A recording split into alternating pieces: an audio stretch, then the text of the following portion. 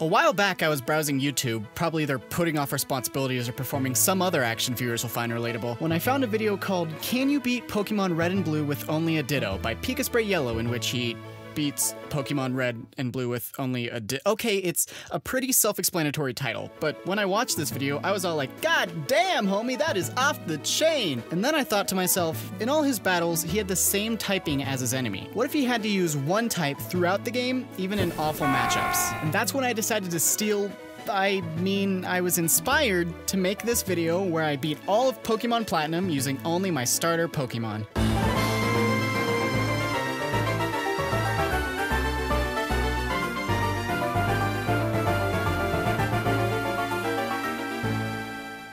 So before we can actually get into any gameplay, we gotta set down some ground rules. Despite only being able to use my starter Pokemon in battles, I can still capture any Pokemon I want, which I will need to do in order to use them as HM slaves. Fuck you if you think I'm teaching Rock Smash to my only Pokemon. Next rule is that I now realize there aren't any other rules. Anyway, now that all that boring and redundant start of the video bullshit is out of the way, let's start the run. Let's be honest, no amount of jokes can make the first, half hour of Pokemon interesting. So I'm just gonna skip all the boring shit in the intro and just get to the part that actually matters in this video, aka picking my starter. Now you probably already know which starter I chose, it's kind of in the thumbnail. But let me talk about exactly why I chose Chimchar instead of one of the others. It isn't just a case of picking favorites, because if that's how I was picking, I would have my sweet baby boy Turtwig join me for this adventure. Reason one is that through in-depth research, I found that Chimchar was statistically the best starter for this game. Of course, by in-depth research, I mean I watched a video by Arizo about which starter is best for this generation of games. But along with that video, I actually decided to use Chimchar because it's able to learn a moveset that best covers its own weaknesses. Turtwig can actually also cover its weaknesses with moves, but Chimchar is statistically stronger against the major fights in this game.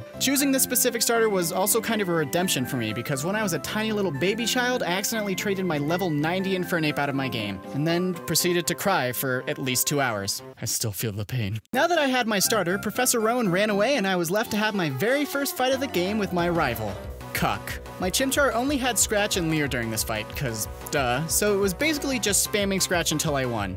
Riveting. Still high off the thrill of slaying my opponent in battle, I got my Pokédex from Rowan, a condescending tutorial from Dawn, and caught a Bidoof to be an HM slave on my way to Jubilife City, condemning it to a life of unrewarding manual labor for absolutely no reward. While in Jubilife, I did all the generic things you do when you visit any city, like talk to your friends, beat up school children, and talk to strangers dressed as clowns. Once all of those Jubilife errands were done, I went to Route 203 for my second fight with my rival. At this point, Cuck had a Starly along with his Piplup, but despite the 2-on-1 fight, I just barely beat him. While on this route, I also caught a Starly to add to my collection of indentured HM servants, and I grinded to the point where my Chimchar evolved into Monferno and learned the move Mach Punch. Then I finally made it to Orberg City in the first gym of my journey. This first pit stop on my road to victory, it's the worst line I've ever written. This first pit stop on my road to victory was the Rock-type gym led by Rourke, a tall, strong hunk of a man with a vast knowledge of the rock typing as well as deliciously toned muscles from his work mining. The typing of this gym was a bit worrying since Rock is super effective against fire Pokemon, but because I took the time to train back on Route 203 and learn Mach Punch, I had a fighting type move that I could basically obliterate any rock type opponents with.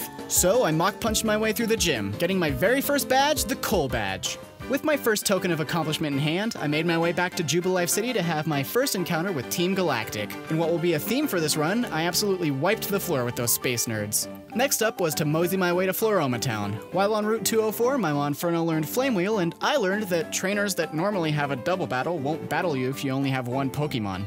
Damn elitists. In Floroma Town, I caught a Shellos to be yet another addition to my growing harem of virtual slaves, and then cleared out Team Galactic from the Windworks. Since my annual one good deed of the year was done, I continued on my way to Eterna City. Here we finally came face to face with our second gym and its leader Gardena. This second gym was a grass-type gym, so none of the Pokemon she used had any type advantages against mine. Basically, I made like a T-Rex arsonist and used Flame Wheel on anything that moved. And with that flawless strategy, I earned myself the second badge in the game, the Forest Badge. Gardena also gave me the technical machine for Grass Knot, which I put into Monferno's moveset. Having a grass-type attack was important for balancing out Monferno's weaknesses. My reward for this skillful victory was the right to go and chase out Team Galactic from Eterna City. Damn capitalism. But luckily, the effort was worth it because it led to me getting a bike, so I could pedal to Hearthome City and the 3rd gym. And next, it was time to meet Fantina, the graceful French beauty. While her taste in Pokemon may turn you off, she is nothing but lively, with a passion for fashion and a fancy European accent. This lady will capture the soul of anyone who likes elegant foreign women. This gym was a Ghost-type gym, and was the first one I was actually scared to take on. 2 of the 4 moves in Monferno's moveset at this point were types that had absolutely no effect on Ghost types, and my other 2 moves only did average damage against them. Despite the unfavorable odds I had, I went through the gym, got to the leader, and triumphantly got my ass kicked. I thought to myself, hey, 1 death isn't that bad, so I picked myself up and went to fight the gym again. And finally this time, I got killed again. 3rd time's the charm. 4th? Please? Okay, just one more try. Just one more. Please, please, please, please, please! Eat shit, you spooky bitch! I got the Relic Badge! Relic Badge. Kind of a weird name for a badge, if I'm being honest. The Rock-type badge was called the Coal Badge, the Grass-type badge was called the Forest Badge, but what the hell do relics have to do with ghosts? Is it because old things are haunted sometimes? Really? That's the best you can do? Shame on you, Pokemon team. On my way to the next city and gym, I once again beat the shit out of Cuck and trained Monferno up to level 36, which happens to be the level that he evolves into Infernape. Also, level 36 is where Infernape learns the move Close Combat, the first move of its final moveset for this run. Close Combat is a fighting type move that has a power of 120 and an accuracy of 100%, which is a great accuracy for such a powerful move. But this positive is countered by the fact that it lowers the user's defense and special defense every single time it's used in battle. This move landed itself on the final moveset because of its strength against Rock, a typing that normally has the advantage over Infernape, as well as the fact that the move's typing lines up with our Infernapes to maximize the bang for our buck. With my sweet tender son in his final form, I arrived at Vilestone City. Vilestone was pretty important for this run because it had one specific thing I love.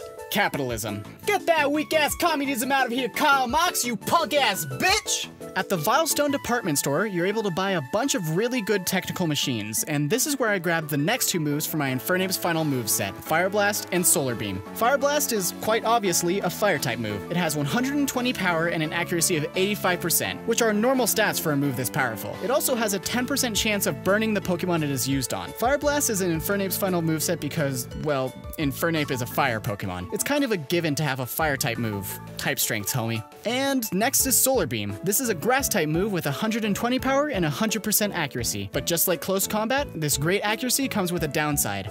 'Tis the duality of life. Solar Beam takes a turn to charge up its power, meaning it's a 2-turn move, which is a giant trade-off for just a higher chance to land a hit. It also loses half of its power in rain, hail, fog, or a sandstorm. This one is going in the moveset because the grass typing covers Infernape's biggest weakness of water and ground types. Also, like Close Combat, it's super effective against rock types. A tip for anyone who wants to try this run, do not replace Grass Knot with Solar Beam like I did. Just stick to Grass Knot.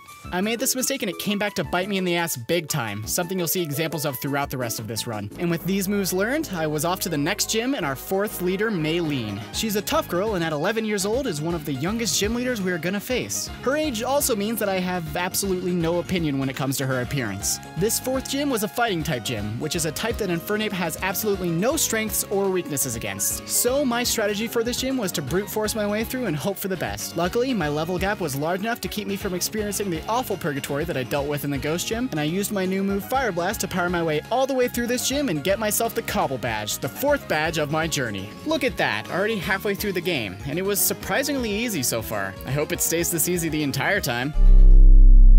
Next up is a double battle with Dawn against some galactic goons that give us access to a warehouse with the hidden move Fly. With this new move, I went back to Route 207 and into Wayward Cave. And after 5 minutes of trying to solve a very simple puzzle, I made it to the end of the cave and got Earthquake, the final move for Infernape's moveset.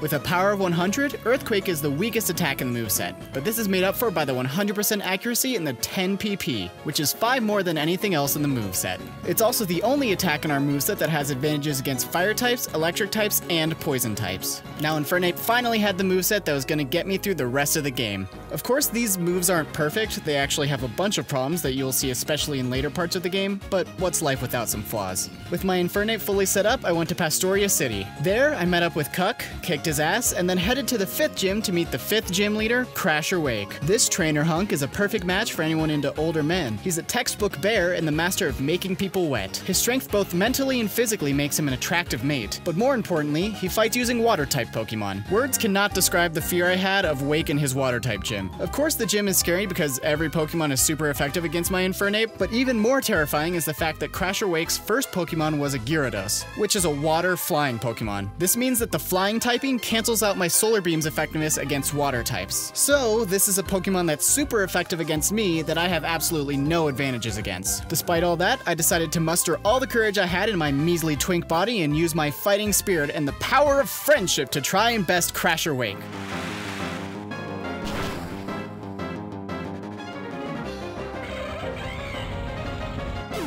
At this point, I felt it was best to take my time and try to figure out a strategy that would somehow get me past the horror that is Crasher Wake. After an hour, yes, an actual hour, of trying different strategies to beat Crasher, I finally found a way. Since his first Pokemon in this battle was the Water-type Gyarados, the most logical thing to do was to use Infernape's Fire-type move on it. I got lucky and landed a critical hit on Gyarados, knocking it out in one hit. Next is Crasher's Quagsire, which I used Solar Beam on. During the round I had to charge the attack, the Quagsire hit me with a Mud Shot, but it barely did any damage and Infernape's Solar Beam demolished it. Lastly, but absolutely not least, Wake sent out his Floatzel. Due to Floatzel being faster than Infernape, it was able to get off an Aqua Jet, but Infernape held on through the attack and countered back with a close combat, KOing the Floatzel in one hit and finally earning victory over Crasher Wake, and more importantly, earning the Fen Badge. With the hardest fight so far in this run behind me, I did some errands like kicking Team Galactic's ass and slapping around Cuck on my way to Canclave City. This city is home to the father of the very first gym leader we met, a big hunk named Byron who also happens to be the leader of the Steel-type 6th gym. The Steel typing meant that with my Fire-type advantage, this should have been a piece of cake. In fact, I found this gym so easy while battling through the trainers inside that I got cocky and decided to try and battle the leader without any Fire-type moves. The farther and farther I got into this challenge, the more I was absolutely wiping the floor with characters that were supposed to be difficult. This is honestly going a lot better than I expected. I was totally prepared for hours upon hours of fuck! So admittedly, I kinda had my head up my ass trying to beat the gym without my one move that does anything to Steel types. But Try 2 went fine right up until the last Pokemon, which got me down right to the edge of death. But luckily, Infernape was just able to finish off the Bastiodon right before it knocked him out. This unbelievably close call of a victory gave us not only the reward of being able to call Byron Daddy without being kink-shamed, but also the Mine Badge. With this 6th badge in our pocket, I headed out to have some small encounters with our favorite pissy little crybabies and then climb our way up a mountain to Snow Point City. In this cold abyss of fear that is Snow Point City, we met our 7th gym leader, Candace. Give me a second.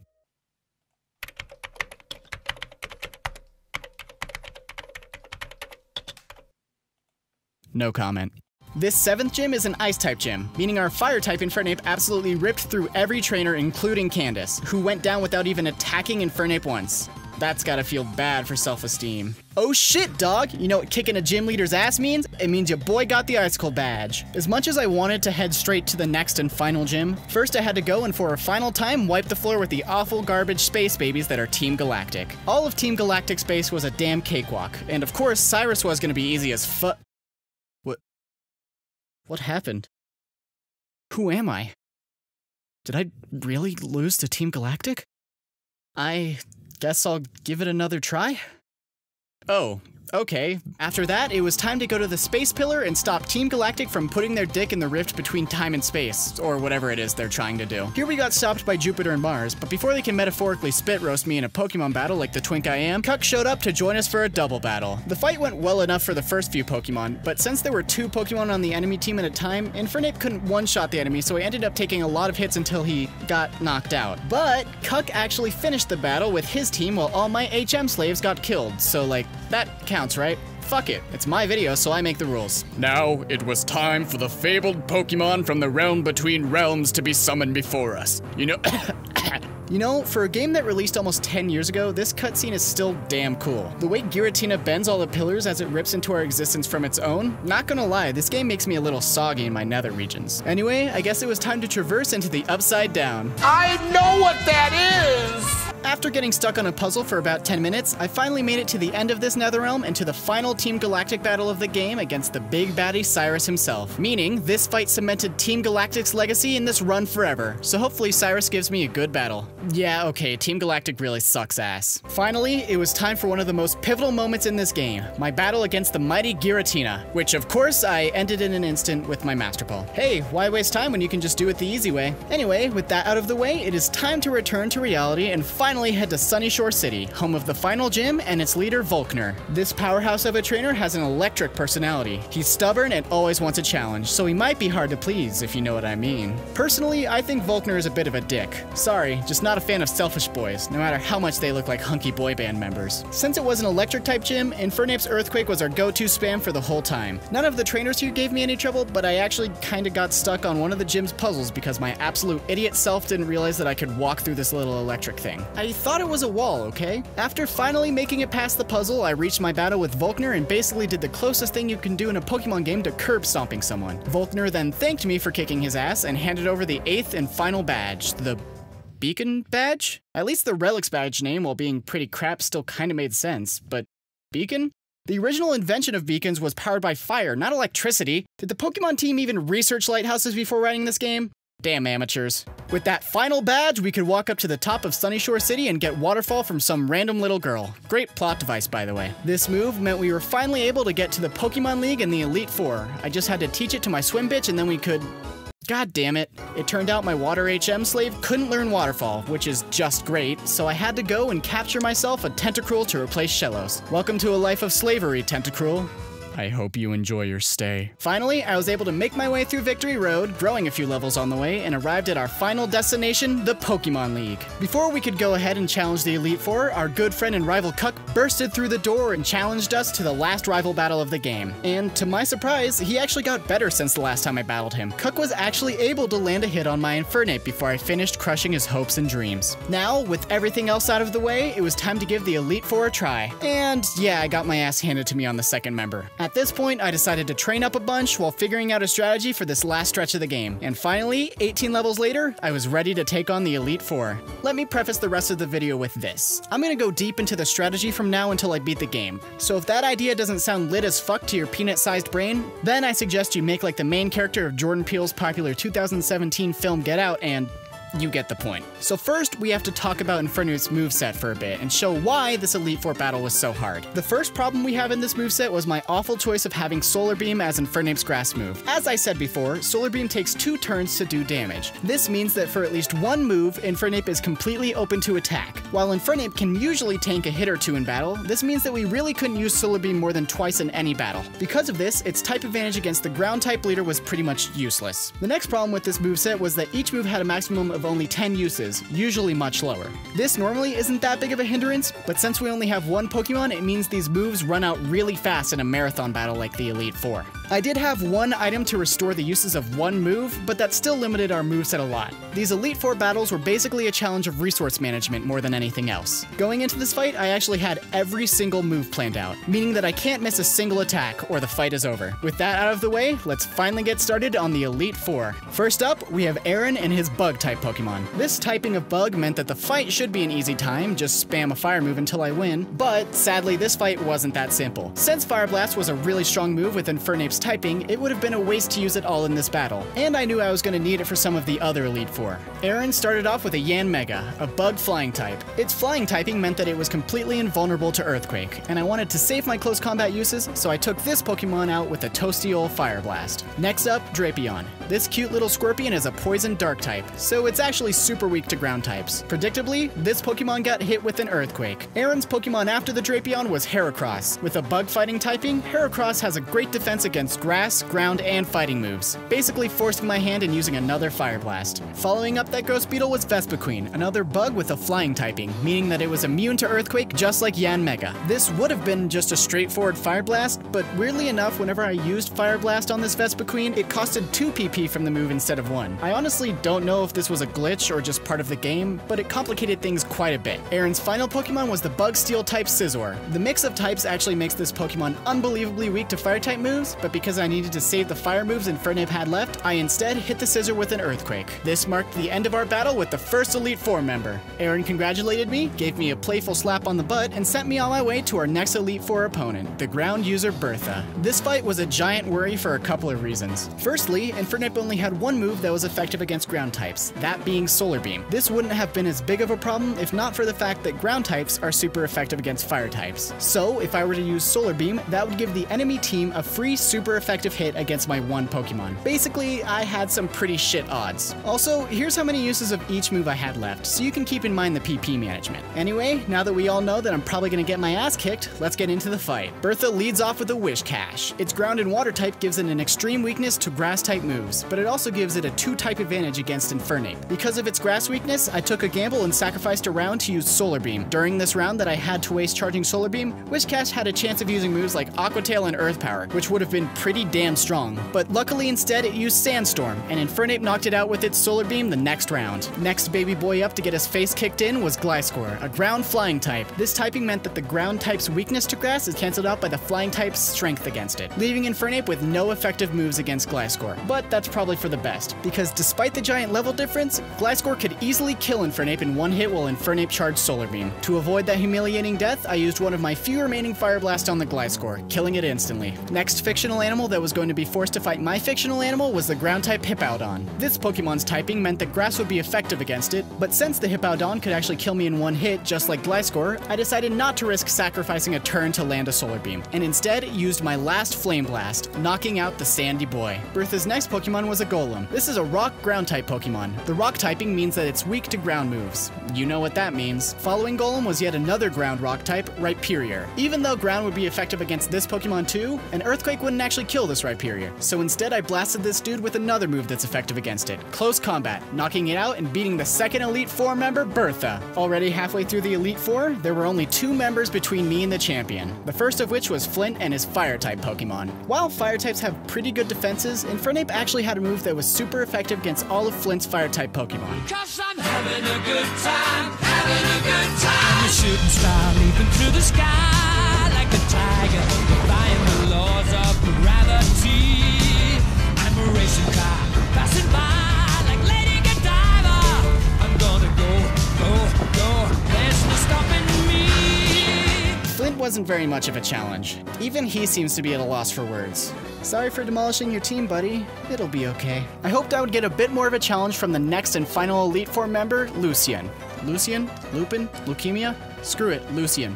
This sweet cool boy is a Psychic type user, which was a bit of a scare for our Infernape because Psychic type moves are effective against our fighting typing, and Infernape didn't have any moves that were effective against Psychic types. Also, I was so low on moves at this point that I had to be really careful of what I used here so that I didn't run out for the champion. Anyway, without further ado, let's get into the final battle of the Elite Four. Leading off Lucian's team was one of the most upsetting Pokemon of all time, Mr. Mime. I kinda just wanted to get rid of this Pokemon as soon as possible, so I just hit the fucker with an Earthquake.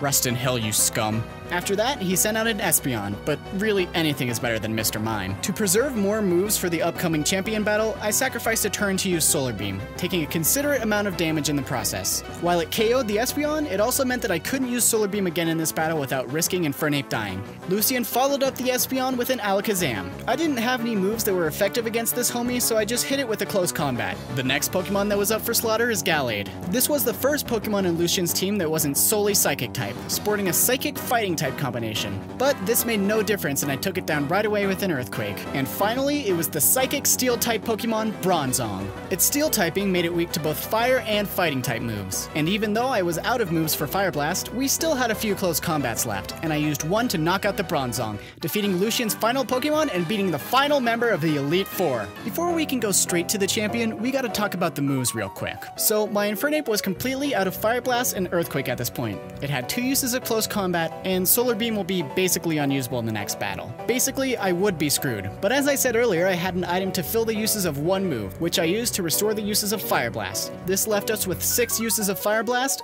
2 close combats and a worthless solar beam. I really did mean it when I said that every move in this Elite Four battle was planned, because I needed to save these 2 close combats for the next fight. Now finally, with all that out of the way, it was time to meet the champion of the Sinnoh region, Cynthia. Cynthia started out with a Spiritomb, a Ghost Dark type Pokemon, and also one of the coolest Pokemon to ever exist. Close combat had absolutely no effect on this Pokemon, so my only choice was to use a Fire Blast, but luckily it was more than enough to take the Spiritomb down. The second Pokemon in Cynthia's team was a Milotic.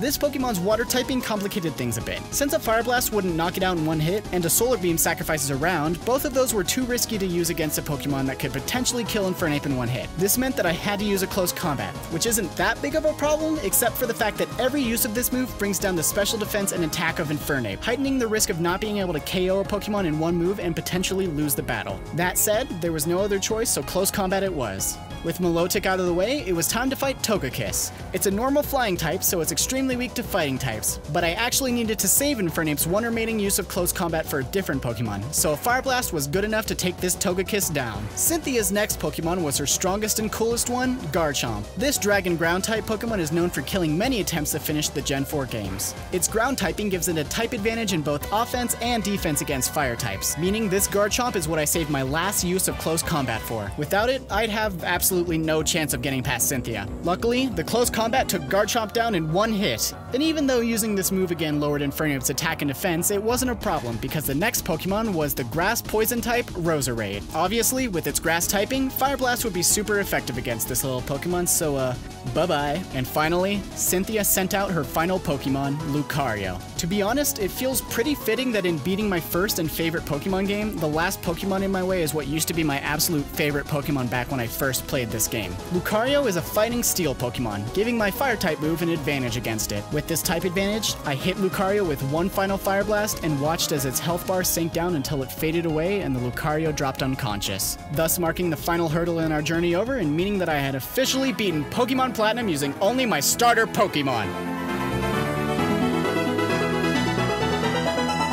And with that, I reached the end of my journey, and now we're reaching the end of this video. To be honest, I really didn't expect this stupid little project to end up as what it is now. What started off as a dumb little idea that was basically a ripoff of someone else's video somehow managed to rekindle my love for Pokemon. I'd been losing the connection I had to the series before this video. Every game started to feel boring and formulaic, and it felt awful to lose something I loved. But then, this video changed that. I finally felt the rush of not knowing if I'll win a fight or not. Felt the pride of seeing some pixels on a screen tell me I won, and most importantly, feeling connected to the Pokemon I spent 12 hours working with to beat this game. And to be honest, I was kind of in a dry spot creatively before I made this video. Hell, this script took 3 months to write. So I guess the moral of this tonal whiplash conclusion is that you should make any stupid shit you want to, because there's a very good chance it will end up as more than just that.